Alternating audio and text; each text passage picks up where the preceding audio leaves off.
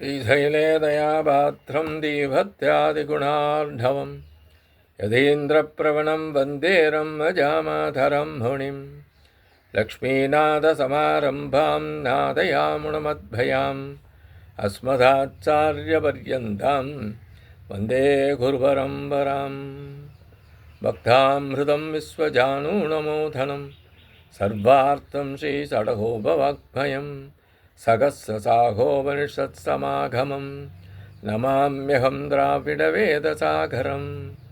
திருவழுதி நாடென்றும் தென்குருகூரென்றும் மறுவிணியவன் பொருணல் என்றும் அருமறைகள் அந்தாதி செய்தான் அடியினையே எப்பொழுதும் சிந்தியாய் நெஞ்சே தெளிந்து ஏய்த்த பெருங்கீர்த்தி ராமானுஜ முனிதன் வாய்த்த மலர்பாதம் வணங்குகின்றேன். ஆய்த்த பெரும் சீரார் சடகோபன் செந்தமிழ் வேதம் தரிக்கும் பேராத உள்ளம் பெற.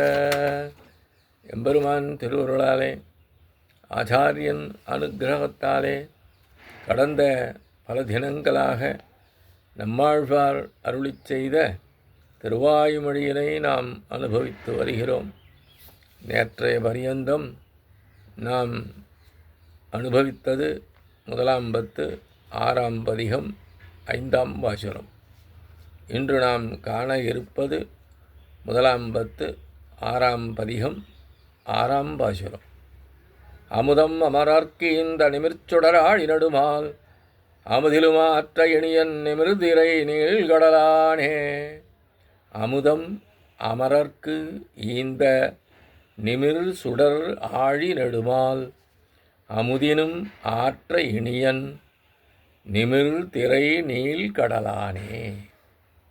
அமரர்க்கு, தேவர்களுக்கு அமுதம் இந்த அமிர்தத்தை அளித்தவனாய் நிமிர் சுடர் ஆழி பலர்கின்ற ஒளியையுடைய திருச்சக்கரத்தினை உடைய நெடுமால் எல்லை கடந்த பெருமையை உடையவன் நிமிர்திரை நீள்கடலானே. அலையறிகின்ற விசாலமான திருப்பார்க்கடலிலே கண்பருந்தருளும் அமுதிலும் அக்கடலில் உண்டான அமிர்தத்தை விட ஆற்ற இனியன் மிகவும் போக்யன் என்பதாக இப்பாசுரத்தில் உள்ள சொற்களுக்கான விளக்கம் அமைந்துள்ளது. இப்பொழுது நாம் விரிவாக அந்த பாசுரத்தின் விளக்கத்தினை அனுபவிப்போம். சென்ற பாட்டில் வில்கை இல்லாமை விரும்பி என்று சொன்ன சொற்போக்கிலே உள்கலந்தார்க்கு ஓர் அமுதமாய் உள்ள எம்பெருமானை விட்டு பிரதிபலனான அமிர்தத்தை பெற்றுக்கொண்டு விலகிப்போவாரும் சிலரே என்று தேவர்களை பார்த்து நிந்திப்பது போல உள்ளது இப்பாசுரம். எம்பெருமான் என்ன பெரும் தாமோதரனா, எங்களுக்கு சாவாமருந்து தந்தால் போதும் என்ற தேவர்களுக்கு என்ன செய்தான்?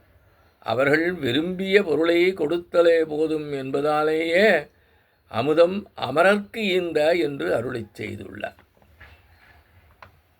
மேன்மேலும் கிளந்தெழுகின்ற அலைகளை உடைய பரந்த திருப்பார்க்கடலையே தன் இருப்பிடமாக கொண்டு அரிதுயல் கொள்ளும் எம்பெருமான் தேவர்கள் வேண்டுகோளுக்கிணங்க மிகவும் சிரமப்பட்டு பார்க்கடலை கடைந்து அதனின்று வெளிவந்த அமிர்தத்தை தேவர்களுக்கே தந்தருளினான்.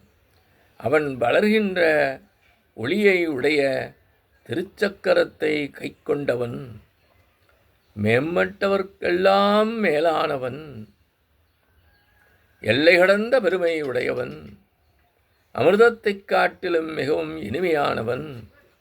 இவ்வாறு எம்பெருமானின் பெருமையும் தேவாமிர்தத்தின் பெருமையினையும் கூற வருகிறாள் ஆழ்வார். எம்பெருமான் திருப்பார்க்கடலிலே தாளும் தோளும் முடிகளுமான திருமேனியை நன்கு பரப்பிக்கொண்டு அரிதுயில் கொள்ளுகின்றான். திருப்பார்க்கடலிலே கடைந்தபோது கிடைத்த அமிர்தத்தை விட அவன் கடலிலே கிடந்த நிலை ஆறாபுதமாக உள்ளதே.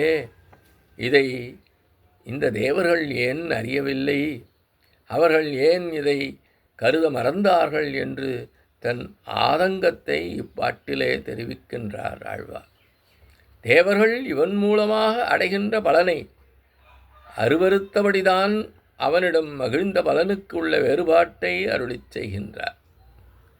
தேவர்கள் எதிர்பார்த்த பலன் சாவாமருந்தான அமிர்தம். இப்படி அதை மட்டுமே அவர்கள் பெற்றுக்கொண்டு வாளாயிருக்கின்றார்களே என்று அருவருத்தபடி ஆழ்வார் அவனிடம் மகிழ்ந்த பலனுக்குள்ள வேறுபாட்டை அருளிச் செய்கின்றார்.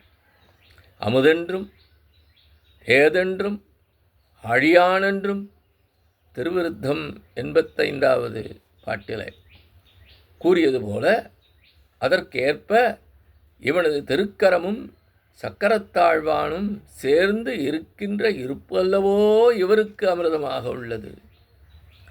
தேவர்கள் ஆகிய இவர்கள் வேறொரு பலனை பெற்றனர் என்ற போதிலும் அந்த பலனையும் நம்மிடமிருந்து பெரும்படியாக செய்தோமே என்று எம்பெருமான் மிகவும் மகிழ்ந்துடன் உள்ளான் என்பதையே நெடுமால் என்று ஆழ்வார் இங்கே அருளிச் செய்கின்றார் போலும். தேவர்கள் நல்லது கெட்டது குறித்து வேறுபாடு அறிபவர்கள் என்றால் இவனை அல்லவோ பற்றி இருக்க வேண்டும். ஆனால் இவனை விட்டு அகன்று போய்விட்டனரே. இவன்தானே ஆறாமுதன், அந்த அமிர்தத்தால் என்ன பயன் என்று ஆழ்வார் தேவர்கள் பற்றி நிந்தித்தபடி உள்ளதாக இப்பாசுரம் அமைந்துள்ளது. இத்தோடு இன்றைய பாசுர விளக்கத்தினை நிறைவு செய்கின்றோம். எம்பெருமான் திருவடிகளே சரணம். நம்மாழ்வார் திருவடிகளே சரணம். எம்பார் திருவடிகளே சரணம்.